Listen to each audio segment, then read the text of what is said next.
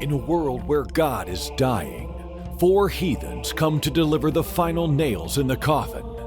From the depths of hell, Satan sends four puppets of the imperialist West and the Zionist Jews against God, Islam, and tiny kittens to bring you their propaganda and conspire for a new world order. This is Secular Jihadists from the Middle East.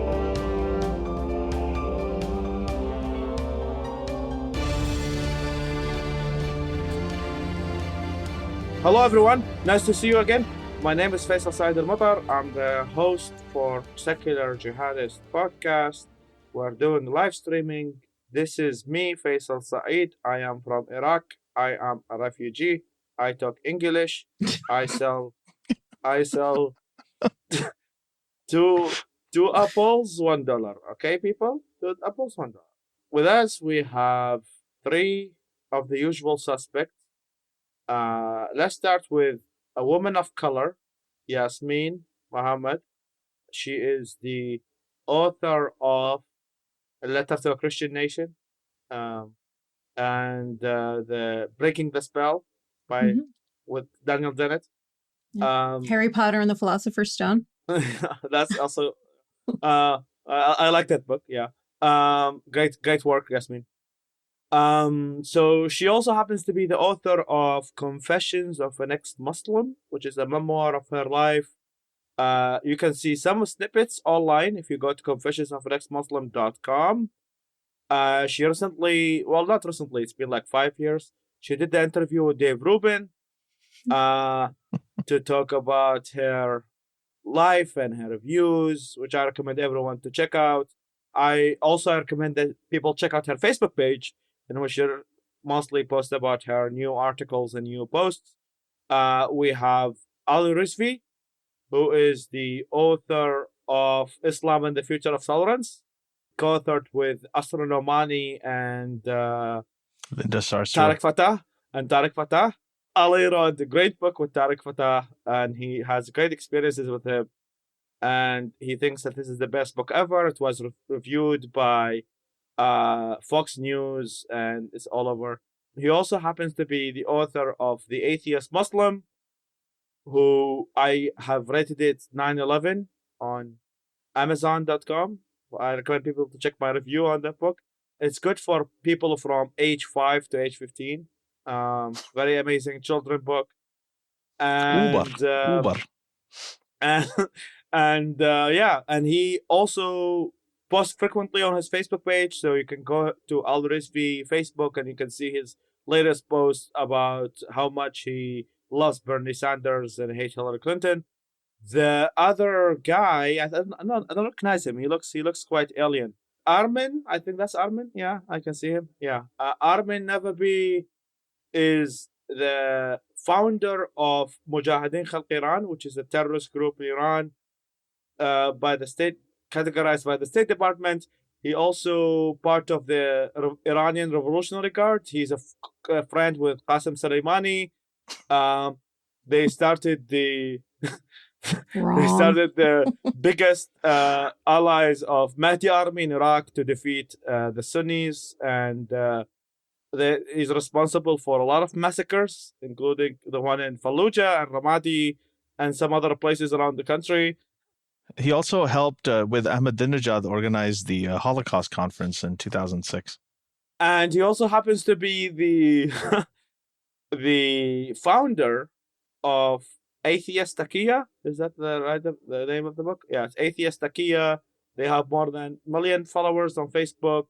He also the author of Why God Exists, which you can find on Amazon and in black market in China. So we're gonna continue with our podcast and see whatever people are listening who are listening if they have a question. Our main topic for today, even though we kind of have discussed it before with some of our guests, let's call them guests, even though I would consider them to be enemies, is immigration.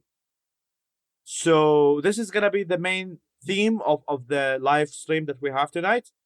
So, I mean, I think that in our podcast today, we have kind of a diverse views about the immigration. But that being said, I think except Yasmin, who was born in Canada, the two of us are immigrants. So I'm an immigrant. Armin is an immigrant from Israel, and Ali is an immigrant from Kazakhstan. So the three of us happen to be immigrants in different phases. I think that I am the latest immigrant, right? I came in 2013. Ali came into Canada in which year? 1999. But I was 24. That's when I reached my puberty. And Armin, when did you come to the West? Well, God, it was 2004. Canada, not US. Yeah, so you arrived in 2004, and that's about 13 years ago. I arrived about 4 years ago. Yasmin was born in the West. Ali came in 1999. So, I mean, we all came through different phases. I mean, I think since 9/11 happened, there has been lots of discussions about taking immigrants from Muslim-dominated countries. What we should be doing about these immigrants? There has been recent conflicts that have expedited kind of the rise of immigrants, including, for example, the Syrian conflict that is considered, I think, according to the United Nations, the second biggest immigration of people after the Holocaust and after World War II. So there has been, the topic of immigration has been discussed a lot in the media and what should we do about it. It's been discussed in conferences and panels, and it's considered one of the hottest topics in today's world.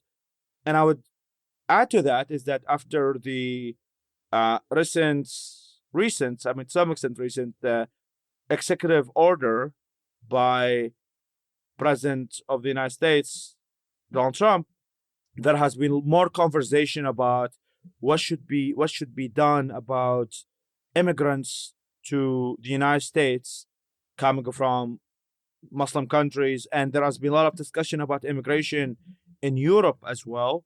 In latest elections in France, for those who understand French, and I understand some of it, they were able to talk about, like within the candidates, they are talking about a lot of immigration from Morocco and Algeria and etc. And I think the discussion of immigration has also, some experts and people, they say it's a main factor of the elections in the Brexit, in the British exit of the European Union. So it's one of them. I mean, what I'm trying to highlight is that the topic of immigration has been one of the major conversations in today's media and as well as political landscape. So we're going to start with the first question. Can you read it, Yasmin? Yep. First question. What can the EU, this is from Pragmatic Progressive. He says, or she says, what can the EU and UN do to increase security at European borders while respecting human rights? How can Europe better their background check system or lack thereof?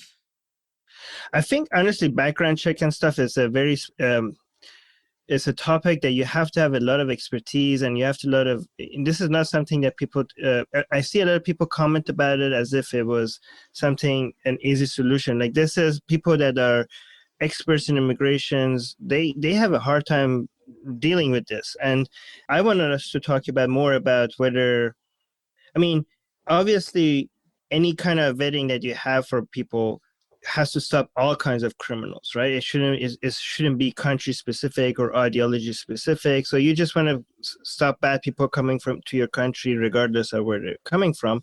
But I think this focus on immigration is distracting a lot of us from a bigger problem. And this is the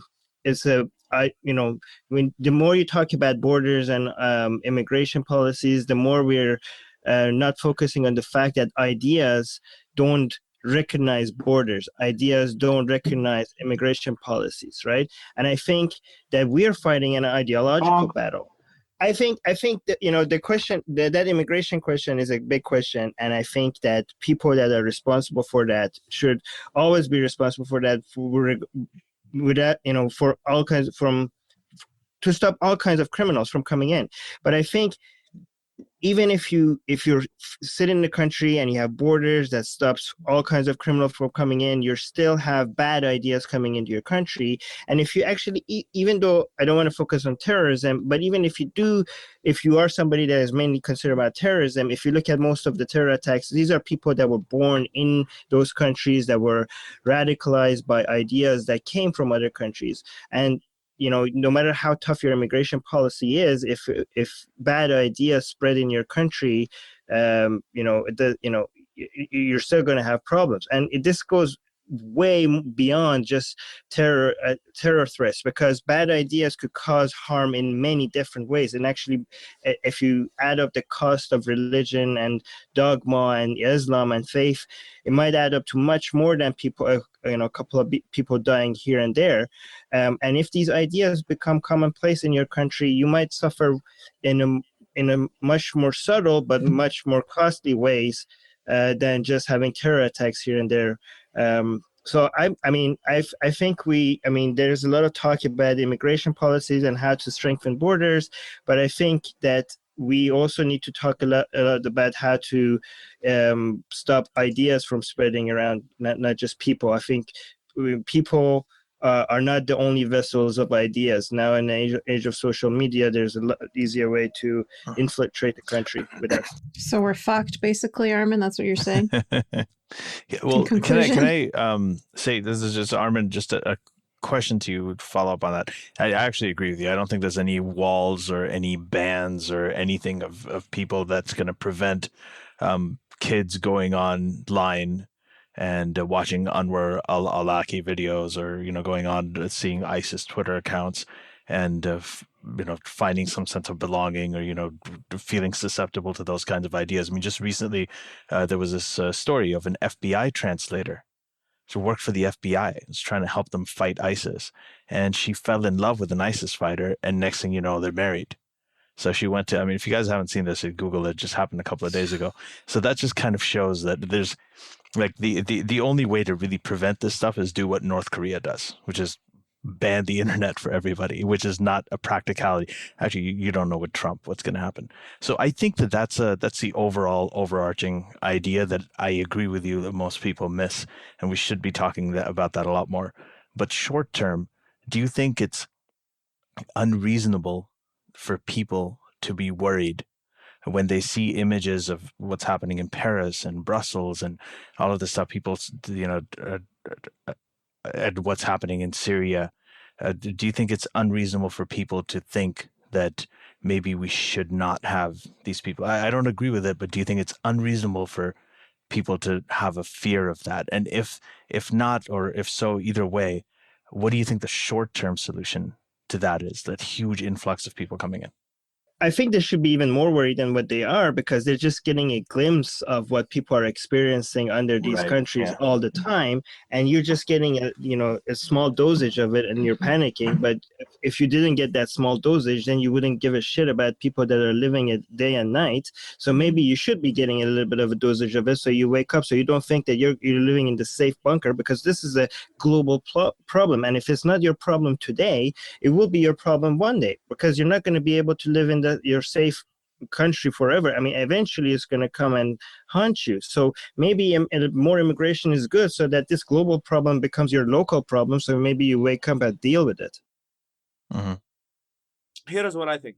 So I've written an article that I have published recently on Free Inquiry magazine about Trump and the immigration policy. So my first observation is that I've been in America for about 4 years, and I've organized events surrounding Islam and the subject we are talking about right now on this podcast. And many of these events that regarding whenever we're going to talk about Islam, there has been lots of security in many of these events. While it's not the case when someone is talking about Christian extremism or Buddhist extremism and so on.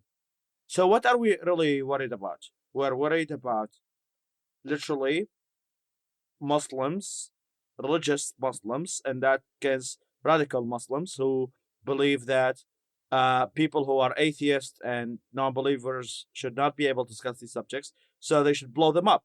So we were not worried about Mormons coming to blow us up. We're not worried about Buddhists coming from blow us up. So we do have well, we're not even worried about the moderate Muslims coming to blow us, the ones who are escaping all this stuff. Well, so that's where or are we? That's a question. So let me finish. I think that's a very good question. We are worried about, we're worried about specific type of Muslims, right? And with the moderate Muslims, it's also depending. So some of the moderate Muslims, as you know, and many of us know, that, for example, when the Charlie Hebdo attack happened, they said, we don't support the attack on Charlie Hebdo, but they brought it to themselves, right? Mm-hmm. So there is a lot of people that we consider to be moderates may not necessarily support our killing, but when we get killed, they say, well, we brought it to ourselves. So there are multiple layers. You have to be very specific. I think that the war against extreme ISIS and the war against Al-Qaeda and others is an ideological warfare. It's not just a war against people. It's more of an ideological warfare. And we do need allies in this fight against extremism. We do need allies. And importantly, we need allies who are Muslims in this fight against extremism. So any act that says we should ban Muslims and generalize on Muslims is something I am, by default and by principle, I am opposed to. But at the same time, I think there should be prioritization in this discussion about immigration, about who are the most persecuted minorities within Muslim communities. And that means the atheist people who live in the Muslim world, the secular Bengali bloggers who are being beheaded, the gay people, the Yazidis, and then, so after we get these people out, after these people who have been struggling living in these Muslim societies out, then we're going to talk about Muslims who can be allies in our fight against extremism. And we should accept these people out. But I'm going to be honest with you. Any Muslim or any Christian or any Jew comes into this country and believes that atheists should be killed, women should be living in a bags and stuff. There could be other countries they can immigrate to. A Muslim who believes in Sharia law can live in Turkey. He doesn't need to live in America. He can live in Turkey, can live in more conservative Muslim societies that also accept refugees. But these people who cannot even live in quote unquote moderate Muslim countries, they are the ones who should be shipped here. So we have to have a system that puts priorities. I am sick and tired of this concept that all people represent the same danger. Like this is like we should be more worried about car accidents as we should be worried about Muslims. No, because there is an intentional ideological narrative that some people follow that we have to follow. So that being said, so I have been very much opposed to the Trump Muslim ban, and the reason why I've been opposed to it, because number one, it's a generalization of nationality. Nationality and terrorism have no correlation. There's no correlation of being born in Iraq and being a terrorist. There is a correlation between an extremist Muslim and a terrorist. So this is the main reason I oppose the Trump ban. An extremist Muslim is a terrorist. Exactly. Yeah, and I mean not necessarily, but he's more prone to violence compared to atheist people who read Richard Dawkins. So my I think when it comes to immigration, I think that first of all we have to have a prioritization.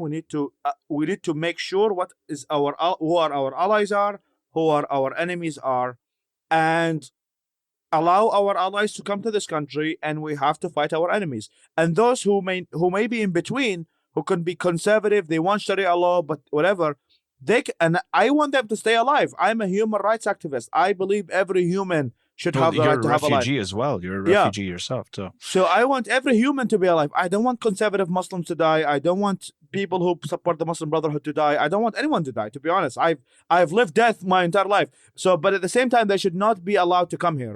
There are other countries that can accept them. Turkey can accept them. We can pay money to Turkey so they can accept them, etc., etc. So I think there is a mixed. Faisal, how do you? So you talk about the different priorities and the different tiers of the kinds of people that we should. And I think that's right. I don't agree with Trump's ban at all. I don't think banning anybody is a good idea. I think vetting is a very good idea. And vetting is important. All of us, when we came, well, except for Yaz, I mean, me and Armin, and we've been through the whole vetting process. It takes like sometimes a couple of years, sometimes 5 to 10 years to be able to be vetted in order to come over here.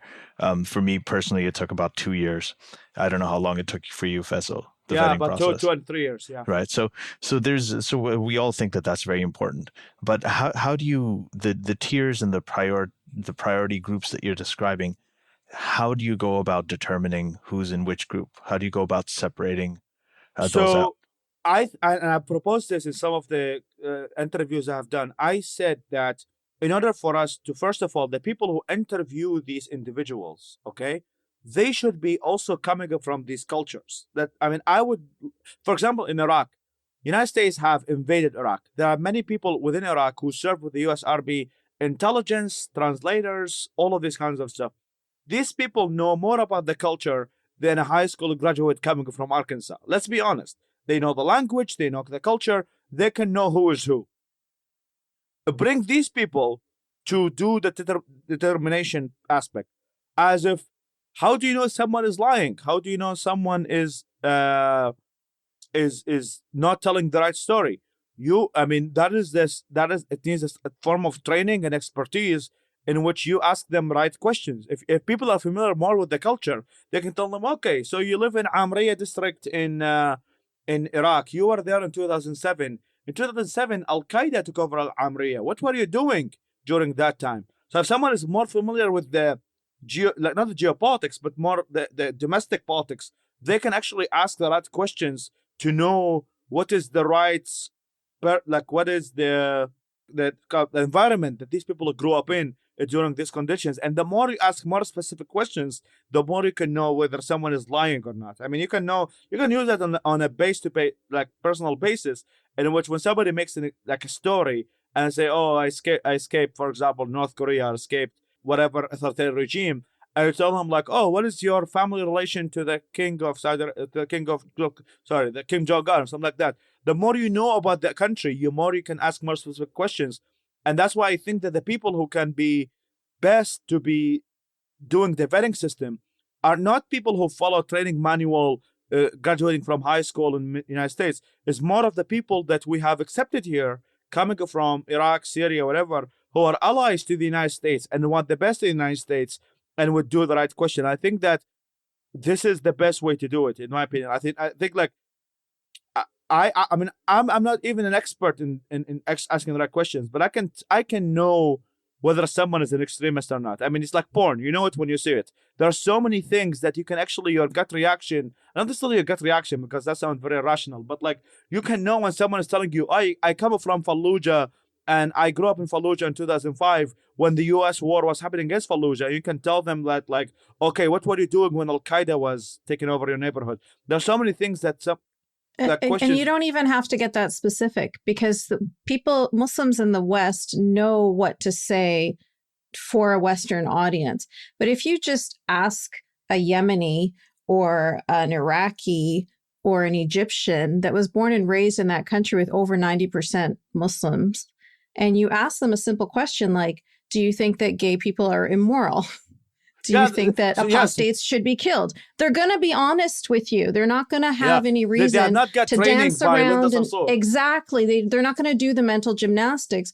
They're going to be honest with you. I just think that we should accept people that fit our culture and stuff. But I mean, what if somebody comes and says, is it fair to somebody that is suffering, that somebody is looking for a good life, for us to refuse them just because they don't fit our culture? Like, Armin, as an ex-Muslim, I think all of us are in the most danger of having a country full of unvetted Muslims. So I think what Faisal is saying makes a lot of sense. And of course, we have to find out if their values align. Well, I don't think anybody's saying they should be unvetted, but no, but he's saying we're asking them about their values. Let's say they're vetted, but let's say they are against gay marriage. Let's say they believe that Sharia should be law, but this is a mother of two that is trying to survive and is trying to provide for her kids, and maybe she's being prosecuted because she's maybe she's Shia in a Sunni country, or she's Sunni in a Shia country, but she has some extremist viewpoints. But I mean, she's going to come here and she's not going to hurt anybody, but she's going to have extremist views. She's going to think maybe like evangelical. You don't know that. You don't know that child of hers that she's raising. You don't know what that child of hers is going to grow up and do. Armin. I don't answer your question. Do you want her as your neighbor? Would you hire her? Are we going to judge a child before they're even grown? Oh my God, Armin, you're coming up with these hypotheticals, man. I'm saying other people. These are not my arguments, by the way. I agree with you. No, I think that's a good question though, because a lot of us. I mean, every ex-Muslim I know, there was many ex-Muslims were sons and daughters of very conservative Muslims. I mean, kids can go either way.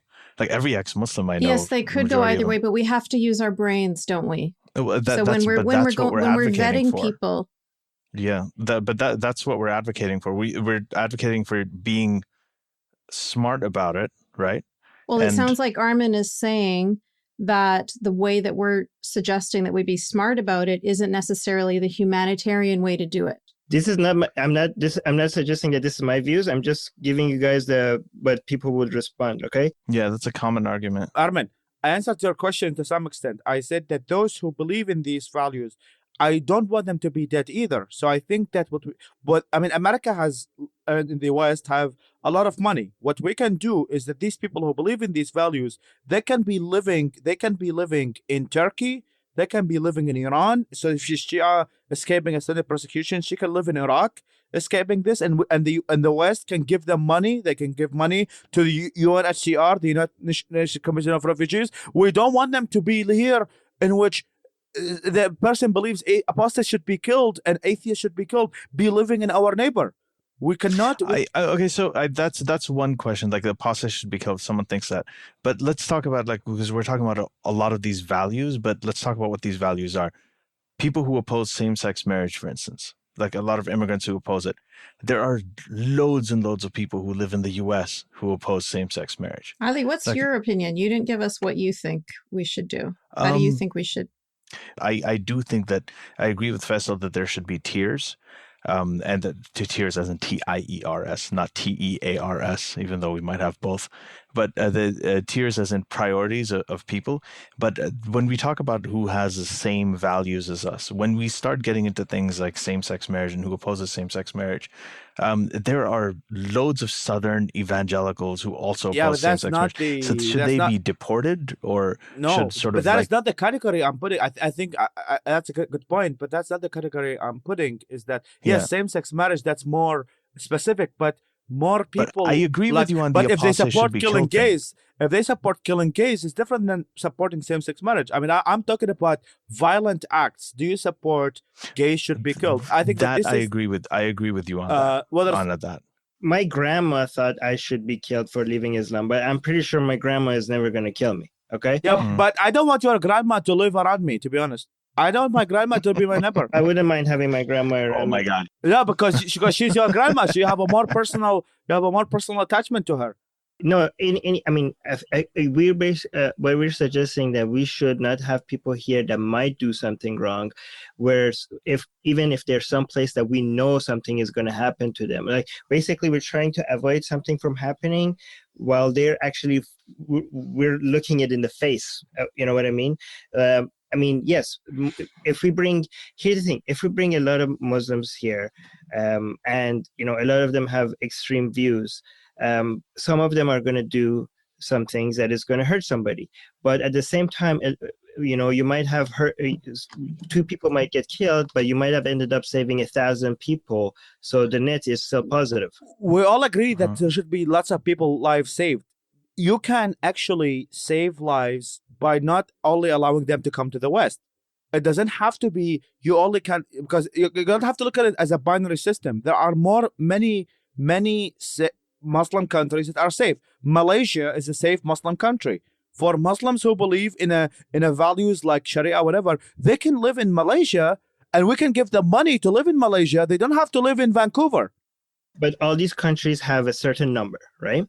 So once they hit the number, they're not going to take any more. So if, like, say, for example, let's say Canada, right? If they go from 5,000 to 10,000, that's going to be that's going to be 5,000 more people that are going to be able to go to a country. So yes, they could go to Malaysia, but every one of these countries has a limit. So if each one of these countries, United States, Canada, England, whatever, even if they add one to that limit, that's one extra person that is going to have a place to go to stay. So it's not like, it's not like everybody could go to Malaysia or everybody could go to Iran. Or everybody can go to Canada or everybody can go to America. Everybody has a limit. So that's exactly the point. So since we have a limit, then we should be saying, okay, if we're only able to take this many thousand people. Exactly. So what we're going to do is we're going to take Yazidis first because they're the ones that are sex slaves and they're the ones that are being killed. Or we're going to take gay people because they're the ones that are being killed. Or we're going to take apostates because they're the ones being killed. And then if there's any room left over after that, or even young women, there's lots of people that we could be taking in that we are saving lives and at the same time not putting the lives of our citizens at risk. So another question for Yaz. We can do both at the same time. Yaz, one question for you really quick is that you had so you've got the whole open borders thing on one side, then you've got the blanket bans on the other side, and then you have what Justin Trudeau has been doing in Canada, which is like they're bringing in the immigrants, they're bringing a lot of them. They are vetting them. They haven't allowed like straight single males in, like they're allowing gay males, and they're bringing in like men with families and kids. So that's their sort of initial screening thing. I do think it should go a little bit further. But where along the spectrum do you think it should be, in your opinion? I don't understand the question. Where should what be? Oh, no, I was saying that if you have on one end of the spectrum, you have open borders. On the other end, you have a full ban. And then in the middle, you have some sort of vetting process, right? So you have one kind of vetting process like you have here in Canada, right? Which Trudeau is doing. You have other places with other different vetting processes. Where do you think it should lie? Do you think it should be a complete ban? Do you think it should be? No, I don't think it should be a complete ban, and I don't think it should be complete open borders either. Mm-hmm. I think that there should be a proper vetting process. And if you're what asking are the me criteria specifics for what I don't know what the specific criteria is because I don't work in immigration, but I just know that I can trust people that do. That there should be a proper vetting process. And I do agree with Faisal that within that vetting process, we should be looking for people that are most at risk. And we should be looking for people that share our values after we've chosen people that are most at risk. I still haven't heard Ali's opinion. He's asking us a lot of questions, but he's never given us what his thoughts are. Oh, well, my opinion is actually, it's sort of between, it's actually a lot of overlap between what Armin's saying and Faisal's saying. And I think that they're, in a lot of ways, they're very similar. So I don't think, again, in complete bans, I don't think that there should be open borders. I think there should be some time given to it. I think there should be vetting. I think there should be strong vetting. My only disagreement, I wouldn't even call it a disagreement, I just think it's a tough place to navigate. We should be very careful talking about it is when we talk about what these values are and how we define them.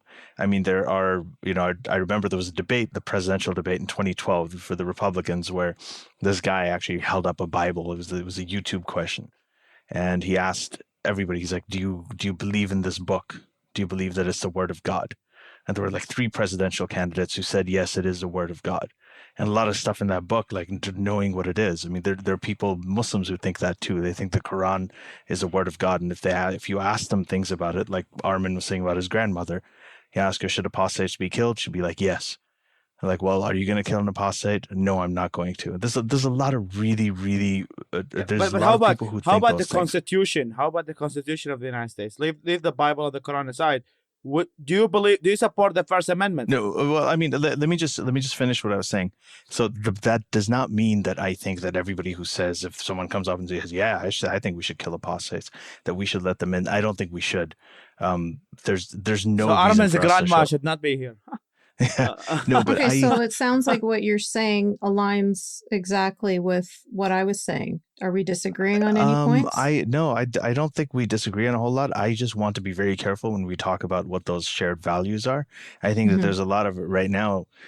If you look at really, really conservative Christians, like in the evangelicals in the South, there's a lot of white supremacy people like Richard Spencer. I mean, Richard Spencer is also not the kind of person who most Americans share their values. No, you're right. Most and of us, there's going to be a lot of people in the country already, but right, and we don't want more Richard Spencer to bring in more. Well, Exactly. those people are also very, very dangerous, right? So the thing is, We have enough when we talk about those values, but should they have an opinion? Should they be able to say what they want to say? Sure. Yeah, they should, right? But it's kind of like if you have a house and you want to have some house guests, okay? And your house guest says, "I believe you and your wife should be killed because you're both ex-Muslims." Would you still say, "Come on in, I have a guest room for you"? Or would you rather give your guest room to somebody who says, "Actually, I believe in secularism and freedom of religion and freedom from religion, and I don't care what your religion is or what your former religion was"? Let me just finish. Can I just ask Ali that question? Well, who, me? Oh, that's for me. Well, I don't think I don't think this is it's as much as a house guest, because with a house guest, you can discriminate any way you want to. And the other thing is what you're talking about, the secularism and freedom of religion and all that. There's a lot of people who are already here who are not even Muslim who don't share those values, right? So, I'm not saying that who should be let in, who should not be let in. I'm just saying that those are not necessarily what the American values are, what represents American values. So what do you think what do you think are the questions that should be asked to determine as far as value? I don't have a very good answer for that, but I just think that my only thing is like you said, the people who work in this field, right? I think they should have good definitions in terms of how we vet people who are a threat versus people who are not a threat. Some of that vetting is going to be ideological. Some of it is going to be values based, but we can't just say that, okay, we need everybody who thinks a certain way. We want everybody to think alike and so on. Like that kind of, there's a lot of that going around. I don't think that works, because I think that someone, someone who is just as American, is super conservative and a Trump supporter, and Trump is president, so obviously that represents Americans, and then somebody who's a Bernie Sanders supporter, that represents Americans too. So I don't think there's any definition in the Western world, and by Americans I mean Canada and the US, where we have a uniform definition of what our values are. So the only thing that I would say is that I think that we should be very careful when we define those values. But let's I think that I agree to some extent that some of these values are, I mean, the more you go more specific. Faisal, can I give you one last example? Supposing you have a whole bunch of people come in like, listen, I love the U.S. Constitution. I'm a big fan of the Second Amendment. I'm a Muslim, and I want to come in here, and the first thing I want to do is I want the right to bear arms. That's why I'm coming to the U.S. They totally share your values. That's one value. That's one value. I know that's one value, but that's what I'm saying. That's how complicated this is. No. You can have people who share a set of values, and there's something you don't. You're like, oh, this guy's great. Yeah. You let them in. No, but for example, like I agree to some extent that some of the values, let's say, we're going to define American values as, I mean, obviously there's more than one America, free right? Speech, there is an American people. Yeah, I mean, Thomas Friedman, I think, wrote this article on New York Times saying that there are more than one America. There is I live in New York, and I go to Arkansas, and I see a completely different America than the America I live in right now. But I think that there is a common American value. So for example, you mentioned that like Christian conservatives. So let's say we bring in more Christian conservatives to be here in America. But we have to be clear that Christian conservatives are not going to blow. Are not killing people unless they're coming from Uganda. So at least we should have the standard that if people leave Christianity, if there are Christians who say anyone who leaves Christianity should be killed, I don't want them to be here either. Right, I agree with you. So so if you believe in the First Amendment, which is that people have the freedom of religion and freedom, that is freedom from religion, they should be allowed to be here. Then I think that most Christians, including Iraqi Christians, are actually very conservative.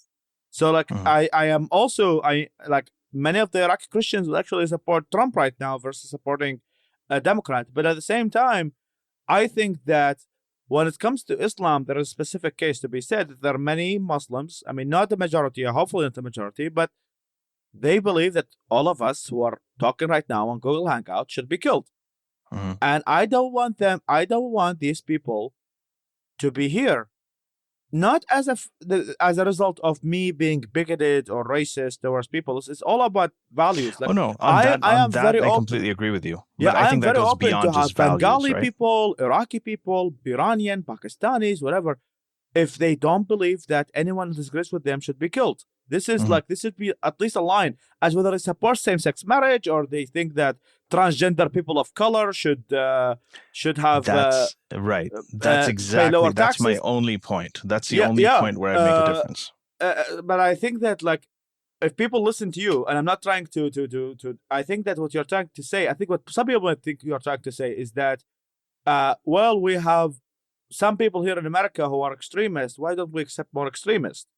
Well, I'm not saying that. We should not accept extremists. I mean, I want less Tommy Robinsons here in America. I want less Richard Spencers. I mean, I think that because these people, the same as the extremist Muslims, they also don't believe in the Constitution. They believe in people are more superior than others. They believe that race is an important factor of what determines the human values. So I think that these people also don't subscribe to the Constitution. So I think that we should not accept white supremacists, Islamic supremacists, any supremacy should not be allowed to America. I want America to be a safe space. We don't want. I don't want America to have a terrorist attack every week. Maybe that's okay. Jeffrey Pickering made a good point. He said opposing same-sex marriage is very different than wanting to murder gay people. That's so all I think I'm saying. That's the distinction that we're talking about here. Right. Right. I agree. So when we talk about values, that's what we're talking about. We're not talking about do you prefer chocolate chip ice cream or just vanilla? It's not things that are just benign differences. We're talking about actual life and death. I think, yes, you brought up that question when you asked, I think Lola asked a question and yes brought it up when she said, would you want this person as your neighbor? Right? The thing is that what we want personally decide for our lives is not necessarily what a government should do to all these people. But the point is that if we are focusing on judging people's value and be like, okay, you're a Muslim, you can't come, you're a Yazidi, you can't come, you're more persecuted, we like your ideas, we don't like your ideas. The point of this is to keep if the point of this is to keep us more safe, I think it might backfire, because if you think that people with bad ideas not coming to our country is going to keep those ideas out, it actually might increase the speed of ideas coming to our country because it helps their narrative, right? You're correct, but that's not the reason why we would do it. The reason why we would do it is because we only have a limited amount of space, limited amount of people that we can bring in. Okay, yeah, I agree with that. So if the question on how many people we could bring in is housing policies or okay, we don't have a space for you guys, that I understand. But if you tell people we're not bringing you in because you might kill us or you're going to change the way of our life or you're going to change our culture, that's going to happen without people coming in, right? So, but it will happen anyway. Yeah. Okay, go on. You might think it will happen faster if they come. I will actually suggest it might happen the opposite. The more you tell people okay, we're going to accept Yazidi people and Christians and not Muslims, right? This is the best sale. I don't think any of us are saying that. Nobody here supports we should ban all Muslims. None of us are saying that. But Armin, finish what you're saying.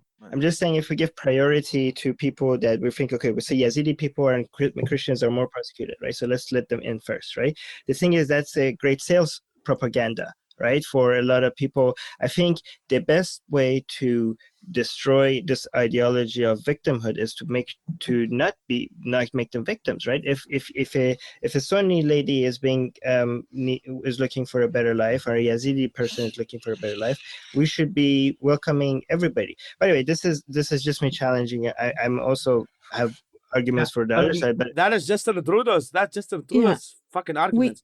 We can't welcome everybody. Yeah, but let me can I make one comment, because I think Ali was talking about the Canada policy. I really think that the Canada policy is so much based on political correctness and bullshit. So what they're saying is that a woman who was probably married to ISIS guy is more, or still married to an ISIS guy, probably supports ISIS, is more better to come to America because she's a woman than me, who was put on a list of Al-Qaeda because I'm a male. And because you're straight. Just, do you see how political correctness is actually a fucking cancer over here? Is that the fact that they think that a woman who might be an extremist and far more extremist than me, considering how many women actually have joined the ISIS and Al-Qaeda, they think she is less dangerous than me, who was put on the death list of Al-Qaeda, okay, is less dangerous because she's a woman and I'm a male, says how much the politics, because they cannot name the ideology by its name, right? So they have to be so politically correct and say, well, only women and children are allowed, because they cannot even fucking name it. Justin Trudeau can't even fucking name the ideology we are talking about. So he has to be more politically correct and allow more women and men, even though there are so many men who are actually on the front lines of fighting ISIS and Al-Qaeda, he will not let them in the name of political correctness. That's, you see how political correctness actually Faisal, that's like, first of all, I don't agree with that necessarily. I don't agree with the Canadian immigration policy completely, first of all. And the second thing is, by that argument, when you say that the reason they do these things is they're basically screening. They're like, who is more statistically likely to do this, whether it's airport screenings or whatever, it's always single younger males, people in your age group. So like this whole idea, on the other side, they also do this thing. They're like, okay, well, Muslims who do this, or people with Muslim names who come in, they're a risk. So in that, you'd get excluded as well, right? So I think all these statistics, to be honest, I think we should judge people case by case scenario. I think that, yes, statistics. No, but you need statistics to begin its case by case scenario. In practicality, you have to have a screening process that's guided by statistics, and then after that, you decide which cases to take up on a case to case statistics. scenario. So if you gotta add the statistics, you gotta have the statistics, and you gotta do extreme vetting with it. Don't exclude people based upon their sex. Or their gender. You should not. I agree. Yeah, I agree with you. As like, you don't want, okay, so males are more likely to be terrorists than females. That could possibly be statistically true. But what it means is that males should have more extreme vetting than females do. I'm completely fine with this, because people who are not terrorists, who are like me, who are atheists or ex-Muslims or whatever, who come in, they will be answering the all right questions. So you're right. They shouldn't be banned. They should be vetted. Yeah, I mean, we oppose the Trump ban because it's based on nationality, but Trudeau made that ban based on sex. And yet nobody complains about it because he accepted Muslims. He made it politically correct that, we're not going to... But he excluded 50% of Muslims because he based it on sex, not even on nationality. And also on sexual orientation. So people who are like gay men, that this doesn't apply to gay men. Exactly, who are more persecuted. Exactly, so gay men will be less likely to come to Canada compared to a woman who might be more extreme. It's like, what the hell is going on? And that's all it is. Even the Trump ban, like they threw it out. The courts threw it out because they said that by prioritizing non-Muslims like Christians and Yazidis, that was violating the Constitution because it was giving it a religious preference. So, like, these are based on the argument that you guys made, that even though statistics shows that men could be more violent than women, we should do case by case rather than just using statistics to generalize your profile based on being a male. So based on that argument, then we shouldn't be looking at Muslims as like, okay, so if you're Muslim, then you should take a backseat to maybe a Christian or Yazidi, because we should do case by case and look at every person. But there's a difference. I have to be clear. Now that because you keep on repeating this, Armin, so I need to make sure that you understand that when I say we take Yazidis first, I'm not saying we're taking Yazidis because they're not Muslim. I'm saying we're taking Yazidis because they're the ones that are being killed and turned into sex slaves. Actually, yes, I actually disagree with what I'm just saying. I'm just challenging, so it's really hard to argue with somebody who makes arguments that he disagrees with. He's providing the devil's advocate argument. Okay, but I just wanted to make that clear that when I was talking about taking Yazidis first, I'm not saying because they're non-Muslim. Like, that's not the distinction I'm making. It's because by the way, I agree with you too. I was just saying the reason that Trump case got thrown out is because initially it said we're going to prioritize Christians and minorities, and that's which not, makes sense we don't. logically because they're the ones it's a persecuted group, but at the same time the court said it was a religious preference.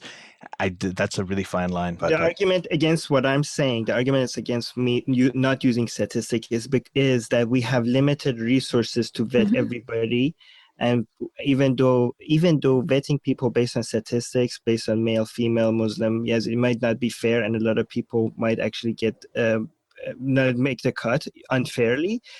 This is the best we can do to go by statistics because we don't have infinite money and infinite people to go and vet millions of people, right? But that argument supports the argument that we should ban Muslims, right? If we're going to use statistics, then we should ban Muslims. But I'm saying that we should not ban Muslims.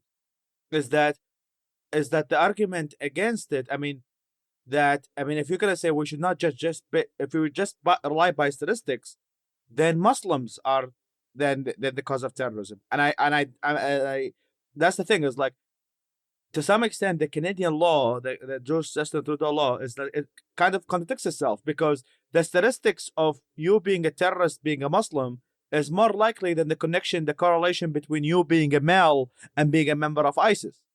Yeah, that's a very good point. So it is, to some extent, like, I am opposed. If somebody want to play by the statistics, then they should ban Muslims, because Muslims are by the statistics are more likely to be terrorists than other religions. So I'm actually saying that we should go beyond just the statistics. We should use the statistics as kind of a first layer, guide, yes, as a guide, but at the same time not to make it as like the only way to do things. Should you guys want to move on to the next question? Sure. Can I just answer just one quick response to it? But if we use statistics even a little bit, we are basically generalizing and being, and using basically profiling people. But some people say, yes, you are profiling, you're generalizing, but this is the best we could do, and we don't have any other choice. And it's going to be unfair. But this is the best we could do. So that's basically. But to use a counter argument, statistics is the enemy of generalizations. That's why we have fucking statistics. When you say 50% of Americans support evolution and 50% support creationism, it doesn't mean all Americans support creationism or evolution. It means 50% of them do. So statistics is, to some extent, is the enemy of generalizations. So the more statistics we have, the more data we have, the better we are as people.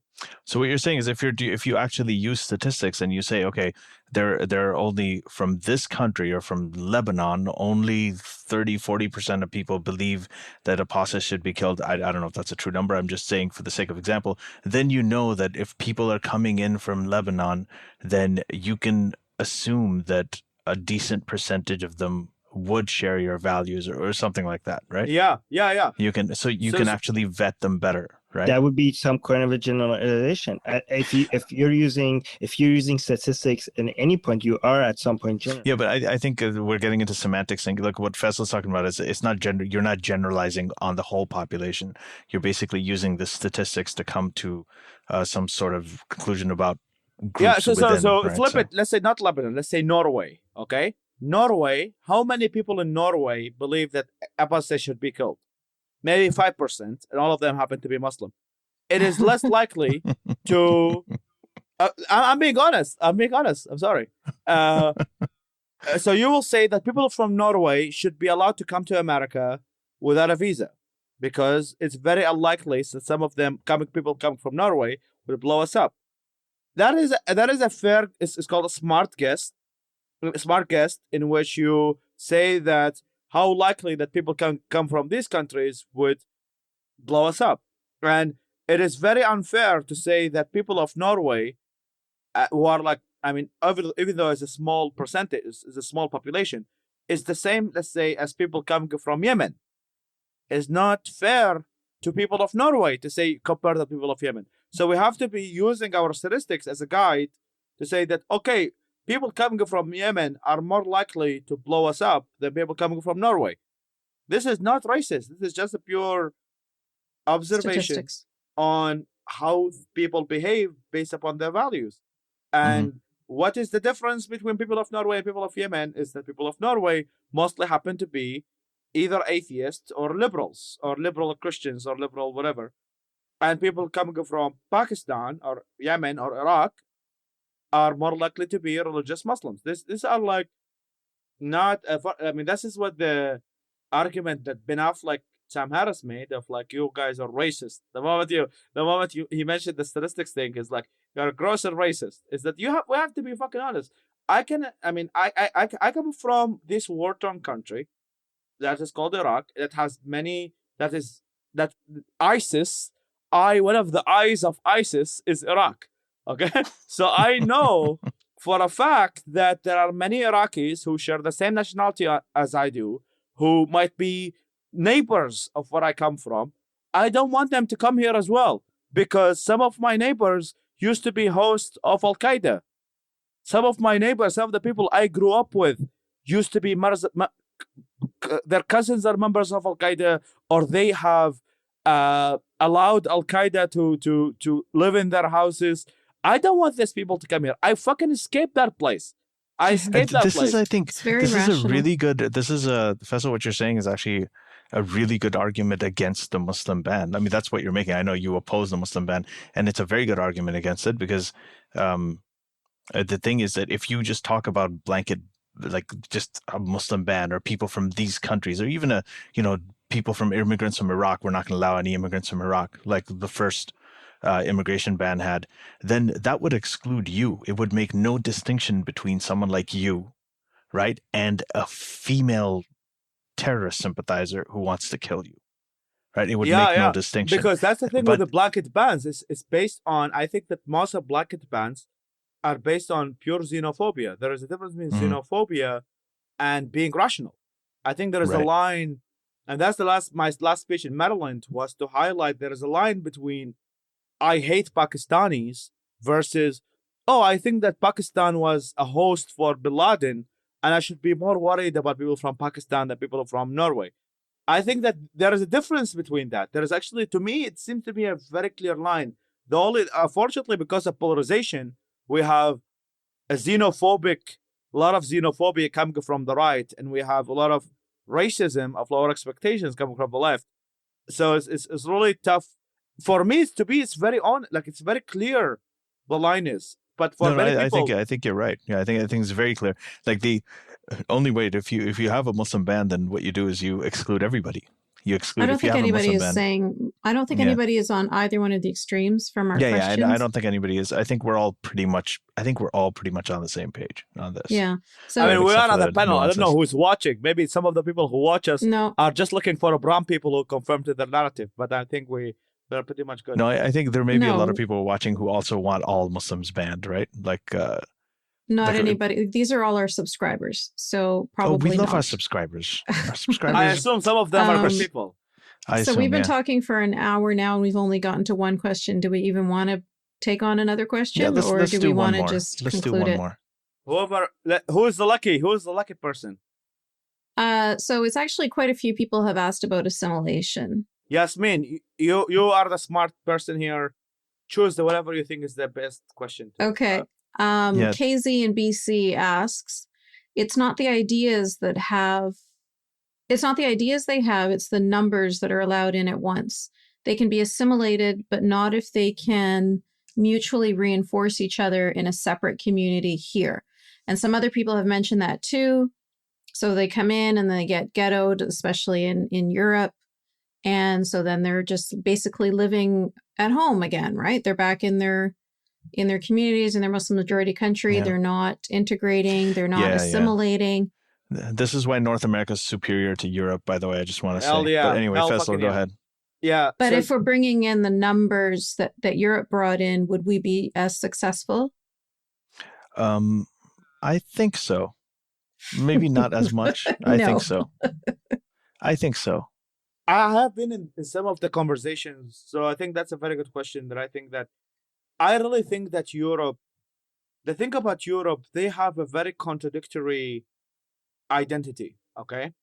So on one hand, they want the immigrants because they want them to work for them and they want them, but at the same time, and I can say that not from personal experience because I don't live in Europe at all, and I was rejected from going to the UK myself.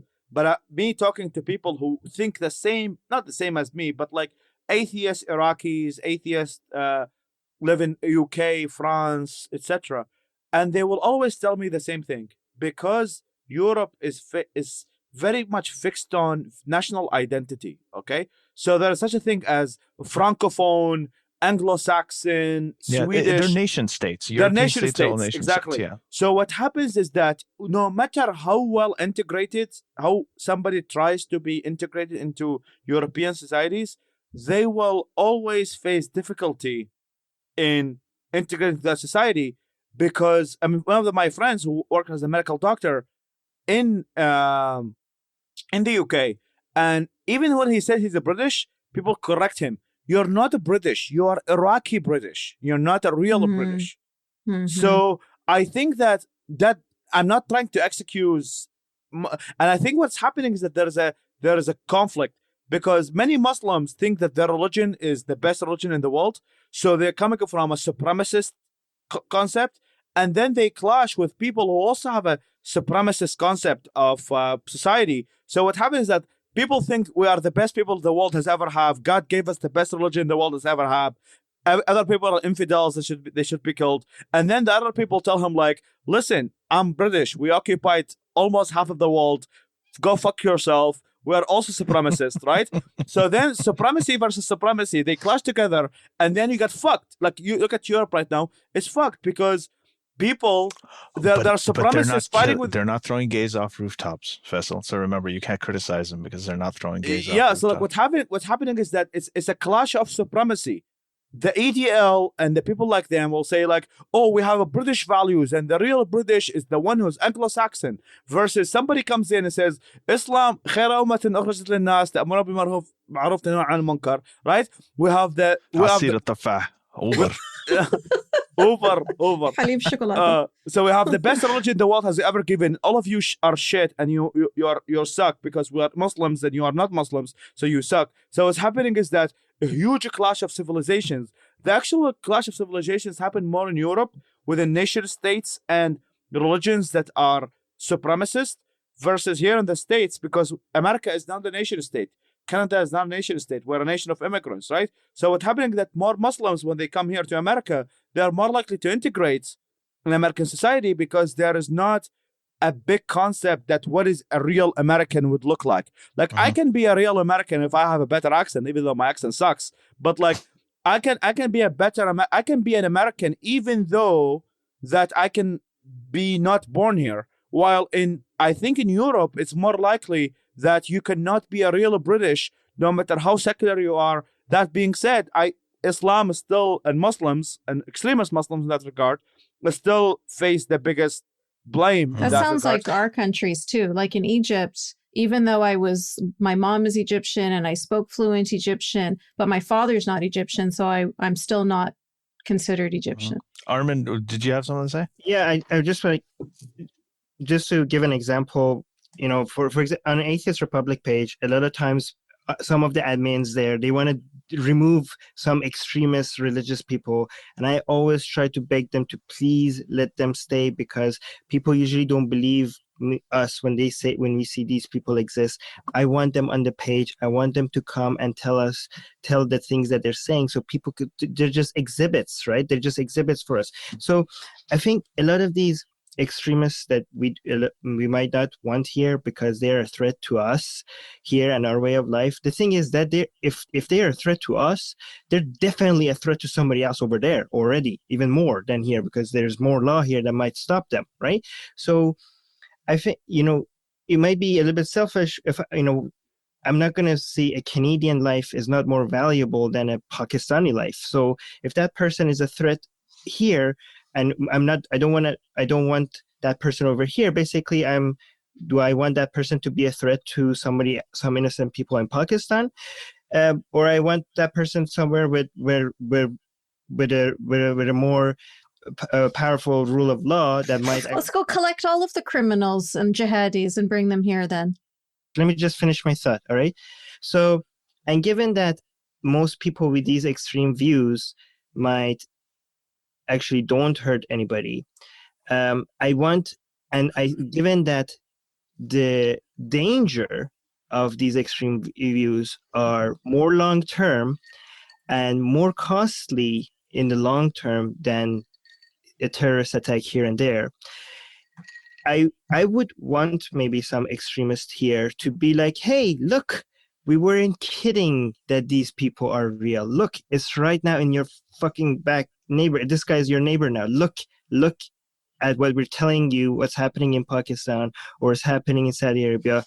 Now it's right here. Now you can't deny the fact that these people exist, because I want this global problem maybe to now be your fucking problem, because now you can't ignore it anymore, because you might have not cared about the people in Pakistan or in Saudi Arabia that were suffering from this asshole, but now you're suffering from this asshole maybe, and you're saying that this is actually a real threat to the world, and now you might actually think that, okay, this is a dangerous ideology. Ouch, Armin. Ouch. No, but ouch, Armin, are you being devil's advocate? I'm not sure. Are you being devil's advocate, or do you don't really believe that? Because I just think that people should be blown up in New York or Pennsylvania or that we should bring people like that here to actually bring to as an example, or is this devil's advocate?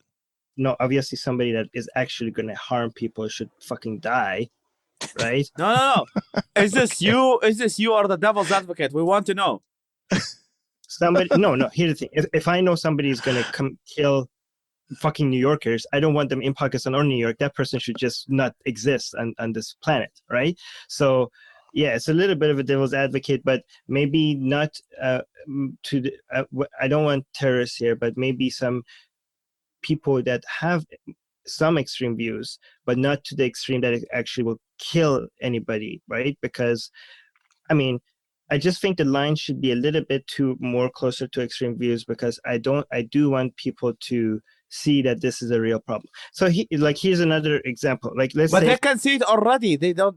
I don't think that Americans we've got the SJW. There's a KKK here. There's not homegrown terrorism. There's lone wolves. There's all kinds of things. There's trucks going through malls in I'm Sweden. not talking about terrorism, guys. I'm talking about people, because we keep talking about terrorism, but there's a bigger danger. Islam has a much bigger cost to this planet than just terrorism. Terrorism is just the most visible, the most talked about, the most newsworthy thing that is going to get views, right? But Islam and religion as a whole and faith as a whole is fucking us in many other ways than just a bomb here and there, right? And these extreme examples, like people that are not going to kill anybody, but people that have weird views and weird ideas, and people that we keep telling us that this is the norm over there and they don't believe us. I want those people to live right next to you so you can see that this is actually pretty normal. I'm not sure I agree with. I think I'm in complete disagreement. I think that I get where he's coming your point. from. I think I know your point. That is that we want people, because I think I never saw this side of Armin before. No. What he's saying is that he doesn't want the terrorists here, but he wants people to know that the threat of Islam is way more serious than terrorism, and it's not just people who kill you that are the problem. It's those extremists, the people who have these views who live right next to you. So he's actually going beyond.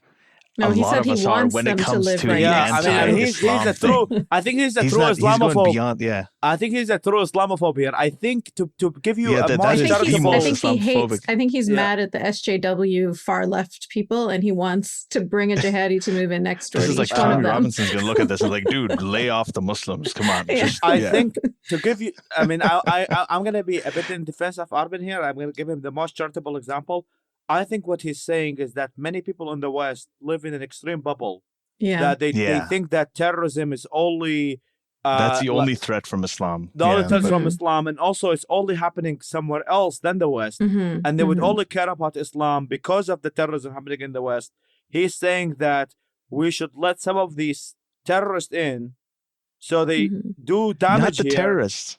Yeah. Just the people who believe, the faithful. That's it.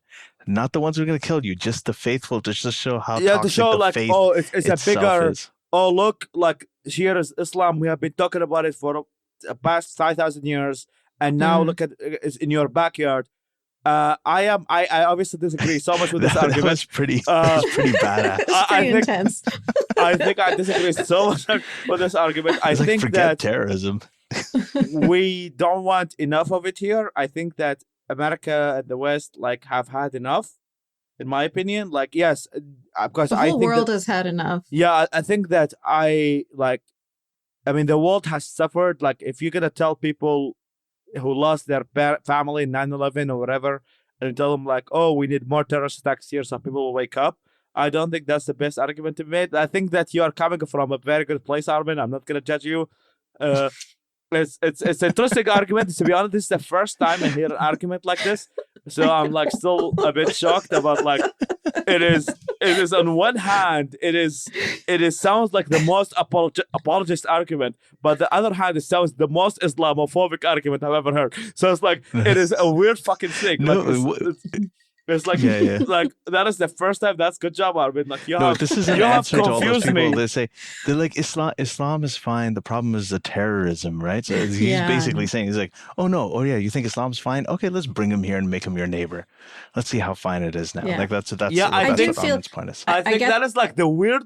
Like it's the weirdest argument I've ever heard. It's a weird argument. Yeah. Like I've said before, like when I have those kinds of people that are refused to see anything wrong with Islam, I say like I'd love to send them to Saudi Arabia or to Afghanistan or to Pakistan. He's just doing this in reverse. He's doing it the opposite. With the tailwind. With the tailwind. Exactly, because what happens is when somebody says, "Oh, Islam, like Muslims are all peaceful," I'm like, "Oh, go to a Muslim country. I can buy a flight ticket."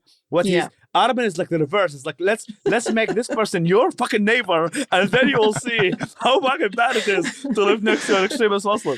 It's actually a very. But the reason why I disagree with this argument because Armin is saving flight for these fucking people who complain all the time here. So you are saving them money. They should be the ones who are flying. We don't need to book a flight for these people to come in. The people who are complaining all the time, who don't think that there's a problem with Islam, whatever, they're the ones who should book their flights. We should not pay anything for these people. Like should Armin, be the one paying for their people in the comments are freaking out at you. These people don't recognize that we're living in such a global village right now that even if it doesn't feel like these people are your neighbors, they are already your neighbors because they have the ears of people that like right next to you. They have the ears of and eyes of people that are watching YouTube and are on social media. They're already right next to you. It may just not look like it. So maybe we should just put them next to you so you know how close these people are. I double that, and I've said it a lot of times. I'm like, ISIS is already here. For anyone in the United States or Canada who thinks that they're not, I will tell you right now, they're here. They're in your cities, they're in your towns, in your neighborhoods. Some of them don't even know. Like, when we're talking about kids potentially what they're going to do, they're getting radicalized on the internet. They're falling in love with the charm of ISIS fighters. They're watching the videos. They're looking at that. There's no ban, there's no wall, there's nothing that can keep that ideology out. And unless you start fighting these ideas with ideas, this is an ideological battle. Unless you do that, there's no ban or no wall that's going to keep this stuff out. I totally agree. So you have to start being honest about it. And that's why we have this podcast. Speaking of ISIS, do you guys get this friend request from this like hot women on Facebook who only have 10 friends? And ask you to be their friends. That's not ISIS. No, I think it is ISIS. Those are porn bots. I think it's ISIS. I think it's fucking ISIS. Actually, you know what? You're right. It could be ISIS. Why is Stephanie? Why is Stephanie who only has 10 friends and she posts pictures with shorts asking me to add her? I think that Stephanie is part of ISIS. That's ISIS. I think maybe you should message her and find out. It's not a lone wolf, it's a bone wolf. The thing is, it's a boner. It's a boner wolf. Boner wolf. So, on that note, I just want to say that all of us, basically, to all the non-Muslims listening to this, and all the non-ex-Muslims even listening to this, we're here. We're taking your jobs. We are. Listen, I've stolen like 3 Western jobs already as an immigrant. I know that all of us have taken a few. Tell me about it. Huh? I think I've stolen enough jobs from this country. Yeah, I know, but we're I don't know what else to say. I wanted to continue from that point that you were making, Ali, about how the ISIS is already here. Not the ISIS, but how ISIS is already here. Terrorists are already here. I just wanted to add to that and say, yes, that's true, but there's not as many here as people on the right wing think there are. And there's not as little here as people on the left wing think there are. Well, exactly. Hell yeah. Hell, I actually wrote an article about this. Is that I think that both sides actually exaggerate how I mean, listening. I mean, actually, that's kind of happened before when I met you, Yasmin, because there was this report about like how many people here in America are getting radicalized, and there are many people in Minneapolis, in Minnesota, who like I think 30 people of them flew to Syria to join ISIS. And I was like, what the hell? And then the next story was like, oh, there are people who live in Brooklyn. We're going to JFK to fly to join ISIS. I'm like, okay, what the fuck? These people like live like 1 mile away from me. So but at the same time, compared to Iraq, which is part of ISIS, I think it is much less. It's far much less. And I think the other part that the right wing exaggerates. If Pakistan was part of ISIS, it would be called I piss. Like that's the thing. Yeah, that's only funny. Really so I'm really glad we're not. I think the other part that the right wing exaggerates when we're talking about the immigration, to just keep it on the subject, is that because I came into to the United States under the Obama administration. So when you talk to someone who supports Trump, who supports the travel ban in general, and you tell them how was the travel ban, how was the vetting during Obama administration, they will tell you, oh, they let everyone in, everyone who they give you like free green cards on the way if you are Iraqi, and it took me like fucking months and years to come to America. Under Obama administration, it was actually difficult to come to America. This concept that Obama was letting millions of refugees in is just complete garbage. It's just nonsensical. Well, it's actually, Obama actually deported more people back to Mexico, more illegals back to Mexico than any other president ever before as well. And this is a report from The Economist. So that's something, but obviously the Democrats are not going to go around and make a big campaign deal out of it. Obama's foreign policy was very inspired by George Bush Sr. So when it came to foreign policy, he was actually pretty more of a realist. He was a very sort of Fareed Zakaria, Thomas Friedman, Jeffrey Goldberg kind of guy on it. So he's relatively conservative on that.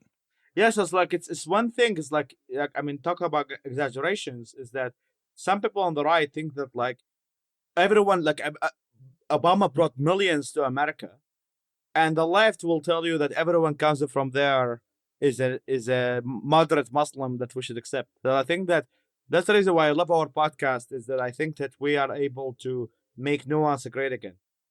I know. Yeah, we are the far center or the alt center. Except for Armin. He wants to bring murderers over. Oh my God, Armin, I just think you scared the shit out of a lot of people. You did it. You could have just read from the Quran right there. Yeah, anyway. Okay, so I think that you said that was the last question, so we're so glad you guys were all able to join us in our impromptu broadcast, and hopefully we'll be doing more of these. So subscribe, get your friends to subscribe, and please leave us. Armin, reviews. Did you want to talk about Give us reviews? The reviews? The most important thing you could do to help us is go to iTunes or Stitcher and leave us a review there, because the more reviews you leave us, iTunes is going to show us to more potential interested subscribers. So if you could go on iTunes and leave us a review, that would be so helpful. We're also on, what is this, lesbian.com? Yeah. What is the website called? Lesbian? You're looking at a private page right now, your own stuff. No. It's the Libsyn, not lesbian. Libsyn, don't worry about Libsyn, because Libsyn that's for us. Pushes everything to iTunes. That's private. There's going to be a whole bunch of people going to lesbian.com right now. It's gonna be Faisal sent me. Whoever started that would be like, whoa, this is... So go, like wherever you find us. So in the Quran it says, kill them wherever you find them. For you is review us wherever you find them. Wherever you're going to find us, on YouTube, on iTunes, on whatever website, leave us a review. We are also on Patreon. You can donate. I think I made a very good joke. I'm proud of myself. And leave us, go to Patreon, give us some of your money. If you are Jewish, give us more money than you actually do. And let's make the world great again. Thank you for listening. Let's do that. Uber. Bye-bye. Good night, everybody. Bye. Take care. The secular jihadists have been made possible thanks to the gracious support of the Illuminati and the great state of Israel. That's what we have been told, but we haven't received our checks yet. In the meantime, we greatly appreciate the support of our current donors. Please consider supporting by sharing the podcast with your fellow heathens or by donating at patreon.com/SJME.